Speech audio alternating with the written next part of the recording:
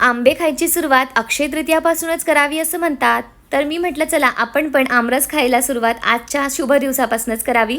तर मी इथे बनवते आहे अक्षय तृतीया स्पेशल आमरस थाळी.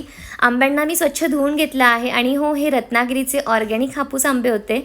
मिक्सरला फिरवून घेतलं आणि त्यानंतर बघा किती छान असा आपला आमरस रेडी झालेला आहे. होणारच, कारण की ऑर्गॅनिक हापूस आंब्यांचा आमरस होता. कांदा भजी बनवायची होती, त्यासाठी इथे कांदा कट करते आहे. थोडा एक्स्ट्राच कांदा कट करते आहे, कारण की बटाट्याच्या भाजीसाठी पण मला कांदा लागणार होता. उकळून बटाटे घेतले आहे, त्यानंतर सोलून घेतले थंड झाल्यानंतर. झटपट अशी कांदा, मिरची आणि लसूण जिऱ्याची फोडणी देऊन बटाट्याची भाजी पण मी इथे रेडी करून घेतली आहे. आमरस म्हटलं म्हणजे पुरी पाहिजेच, त्यासाठी इथे झटपट पुऱ्या पण मी तळून घेतलेल्या आहे. कांदा भजी पण मी इथे साईडला तळून घेतलेली आहे. आणि बघा, सिंपल फास्ट अशी आपली झटपट आमरस थाळी रेडी झालेली आहे.